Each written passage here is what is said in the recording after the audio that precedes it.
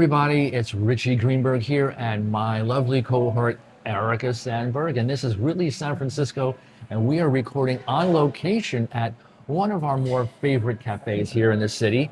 And what is today's topic, Erica? Public banks, Public banks. So, or shall we say public bank, because Bank. it is the proposal yep, that there will be one in San Francisco. It's going to be on the November ballot, yep. right? So people are going to vote for it. So that's it. It's not being created by the city itself. It's not a project that the Board of Supervisors or the mayor or some other organization can just do, because it involves the money of the public. It involves funding by us taxpayers. So it is required to then be on the ballot. And as you said, November. So Yeah. we need to talk about some background. What is this? Why is it desired by certain individuals? What is a public bank? What's the misnomer? And then, of course, why are there objections to it? And what are the pitfalls and perils that could result from this? So, Well, I'm going to Yeah. start off right now with, which is I'm 100% opposed to this. It is insane. Yep. It is extremely risky, not just for San Franciscans, but it is just a bad program, a bad proposal all around, even for businesses. and there's a reason why these don't exist really anywhere else. There is. There's one, but around the whole country But- and from a city, I don't think there's any. Well, we need to talk about what a public What it bank is. actually is, because it Yep. sounds very warm and fuzzy. Public bank. What is? It's for the public. No, it is not for the public. That is just get that out of your head right now. Yeah. It is not a consumer-facing financial institution. Yep. This is for the government. These are for government projects.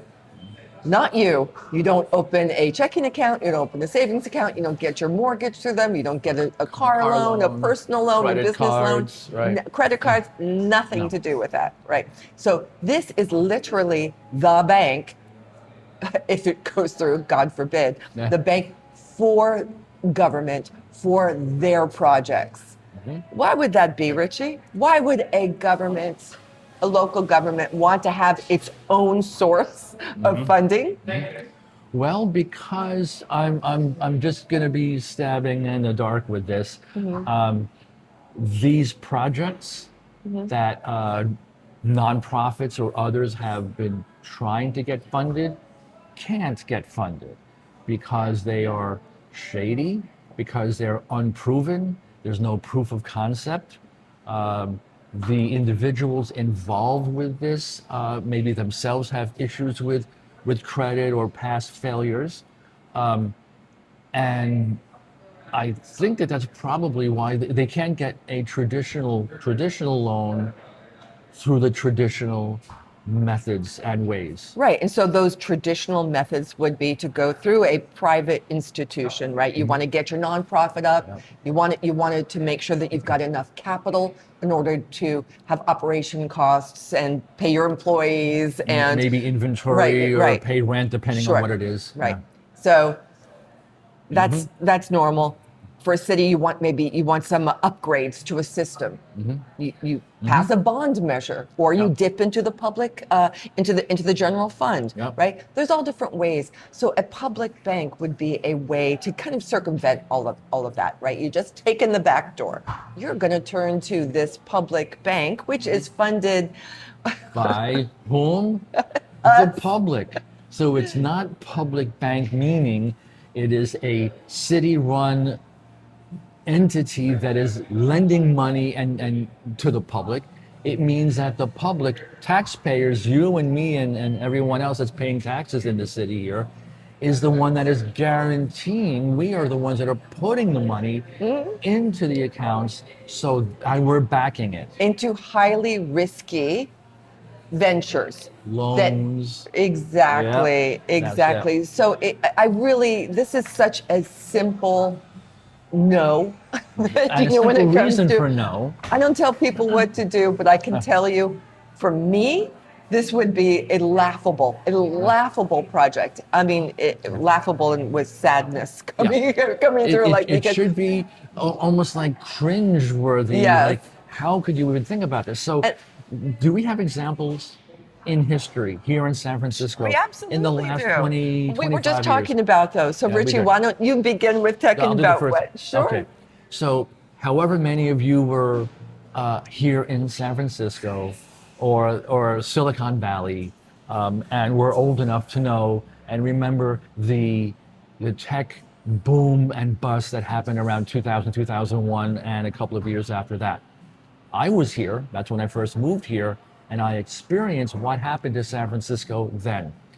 Basically, you had, in a nutshell, all of these new hot tech companies that were being funded by investors, by wealthy individuals or investment companies, based on what? What was it that these tech companies were A coming vague up with? idea. A vague idea, a concept. No proof of concept, no actual physical thing. It was just an idea.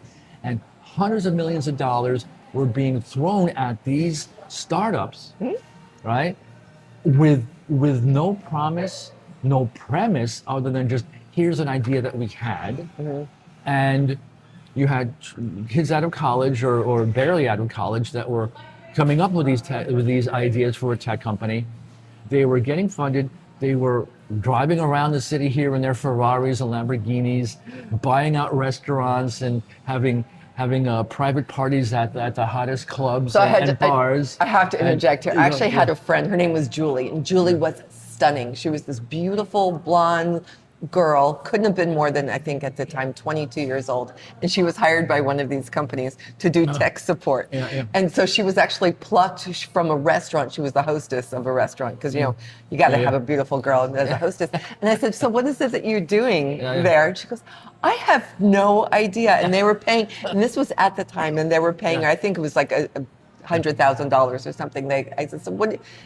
For what? Yeah. So these are the kind of things that were happening. It was just absurd, and then it all collapsed. It all collapsed because finally you had all these investors saying, okay, they bring in the heads, the CEOs and directors of these tech companies to explain now how they're doing, explain their successes, how much sales do they have, and they'd have nothing. Right. They'd have nothing. And so then the investors would say, we're cutting you off, no more money. And what did that do? That caused the bursting of the tech bubble in 2000, 2001, around there. And that killed the economy in San Francisco. Yes. What was the next good example of what happens with not lending on merit? Merit Yeah. is an important word in this particular case, where people were arbitrarily lending out, mortgage lenders or credit card lenders. It was the What mortgage happened? meltdown, And and it that was the 2008. banking meltdown. Yes, it Yep. was. And I don't know if you guys know, but I was working for a nonprofit organization at that time, working directly with people who were affected, but also involved in the mortgage meltdown. This was when, and this is not so long ago, 2008. By the way, that was the date my book came out, a personal finance book, Expecting Money: The Essential Financial Plan for New and Growing Families.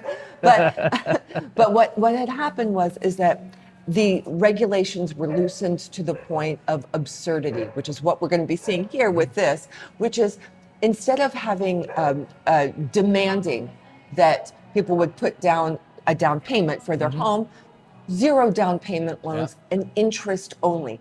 These two factors coupled, it made home buying really easy. All you needed to do was to be able to have enough cash flow to support a very small monthly payment, because And that's all it took. And what were they doing? You'd have a household that was co-signing to qualify for one of these mortgages, and you would have Interest 2 or only, 3 no or down 4 payment. or 5, 6, 8 people would all say that they lived here to qualify for one of these mortgages. So everyone together, all 8, were co-signers on one of these very predatory loans. Right, and it was extremely common, and we saw a lot of people do it. And then, what, of course, what ended up happening was that then there was the balloon payment that was due, so they had to That's cough. it, the balloon payment. That's right. So they had That's to what- cough up the cash as soon as that came, and it was a big surprise.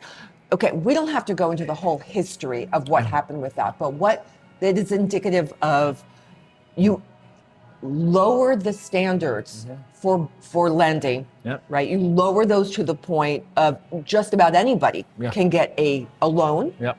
a credit card, whatever. Then you end up with a disastrous situation because we have standards for a reason. Credit is a beautiful thing.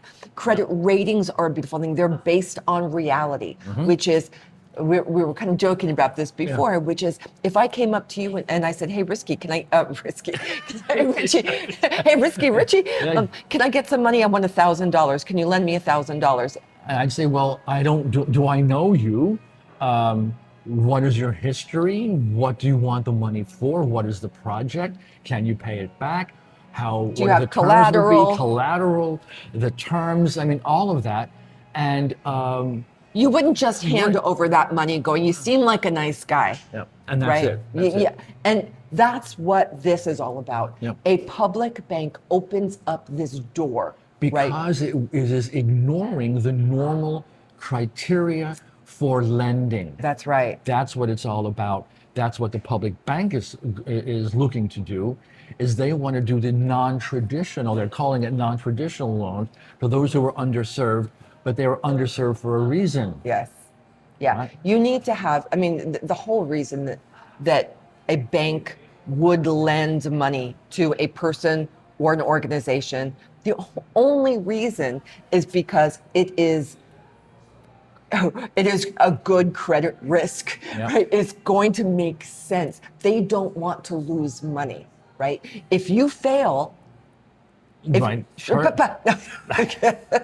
if you fail, they lose money. They don't want to lose money. With a public bank, what would happen if a project... Right. Who are the guarantors to the public bank? Welcome. The taxpayers, That's you right. and me. We're the ones that would be on the hook.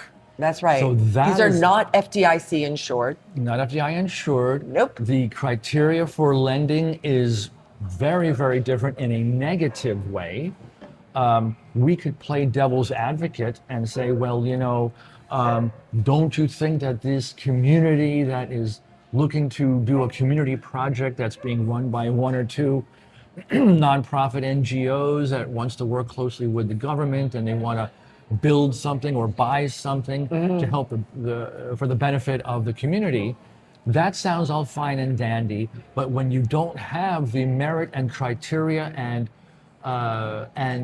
the history, credit history, to be able to guarantee this and say it's a good investment or is it risky, that's where the politics even enter. That there is a very clear and present danger that politics of San Francisco is going to be inserted into each potential loan and decision for whether or not an organization that is looking to get a loan would be approved. And that's another huge problem, a huge, giant red flag.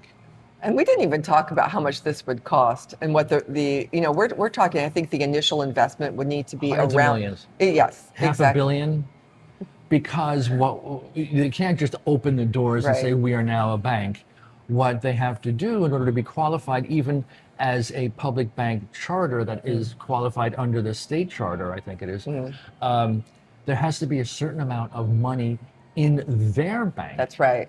to be given an official thumbs up charter to say, yes, you can now operate as a bank. That's around approaching $500 million, 400 and something million. And where is that money going to come from? They were talking about a special tax here That's in the right. city.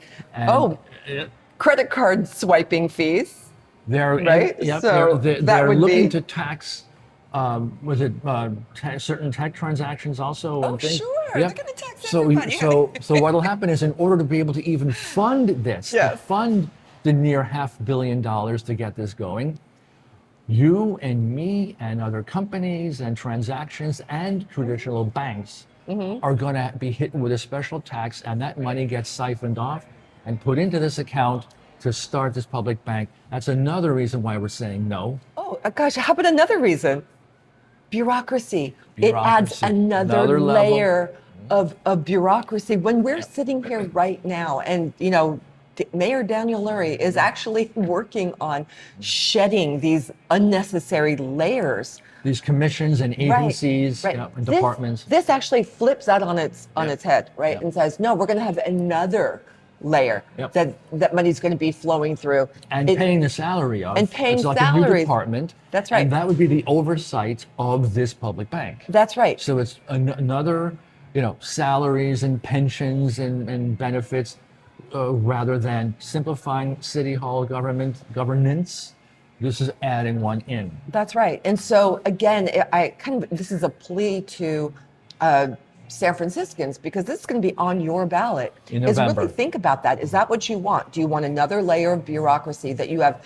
It's going to be opaque, right? Yep.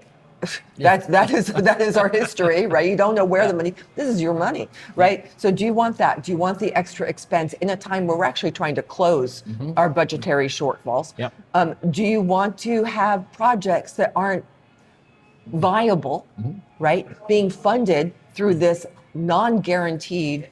Well, yeah, and if it fails, then the bailout comes from the taxpayers. That's So right. we would be paying for that.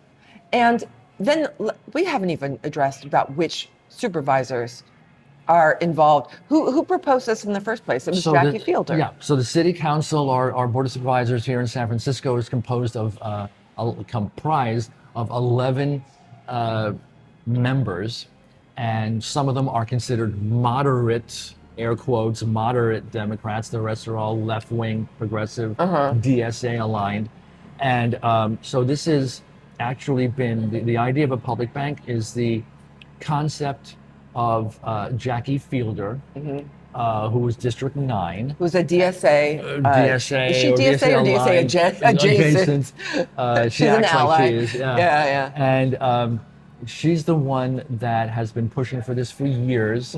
There is an organization that's been trying to push this through the public bank. I forgot what it's called.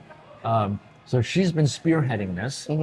And so this got put to a vote of the Board of Supervisors a week ago, last Tuesday, I believe it was, a week ago. Not this past Tuesday, the a week previous, before. yeah. And so of the 11 supervisors, 9 gave it a 9 yay. said yes, including her. Right. And 2 supervisors said nay. They gave the thumbs down, which were Stephen Sherrill from District 2. the Marina area. The Marina, Pacific Heights, Cow Hollow. Cow Hollow, Right? and Alan Wong, who's District 4. Who was the appointee to replace the second time Joel Engardio, who was recalled. Right. So those are the 2 that What is said District no. 4? District 4, Sunset. the Sunset, yes. Yeah, Sunset. Yeah.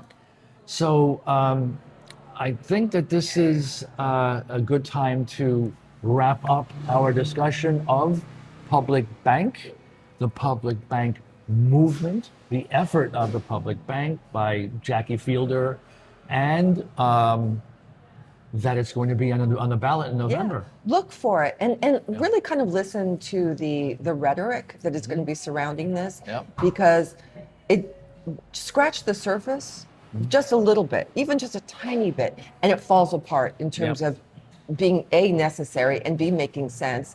And what it exposes you and all of us to. So it is just, there's a reason we don't have public banks. Yeah, there's a reason. Right? There's a reason, and this is the... And they want to be, these proponents, the supporters, want to have this as the first municipal, city-owned public bank in the country. That's right. And there is a reason why they don't exist right now. Right. It's not because of a lack of interest or a lack of innovation. And I guess my parting piece of information about this would be is always look at yourself and say, would I put up my own money for this To guarantee to this. guarantee Yep. a project like this? Would I take my savings, my 401k, or whatever money that I have in my emergency fund, and would I lend it for a project that is unproven, risky, no has merit. bad characters involved, yeah, right? Exactly. Would I do that? And if the answer to that is no, why? That you're crazy? Then right? why would we? Then why would you why do would this? we do this on a municipal citywide scale? That's right. So,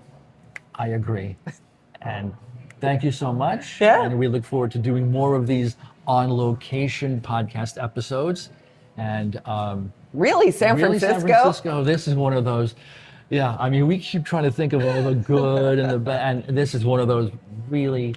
Well, why? Yeah, you don't want to. We don't want to be first in No. the nation on this. No, Although we no. would be. There's another state, but we can get into that later. Goodbye. Thank you so much. Be sure to subscribe. Tell your friends, and definitely. And send us a message if you want to hear anything, any topics. Podcast at reallySFnews.com. Thanks, everybody. Thank you. Bye-bye. Bye. Yay.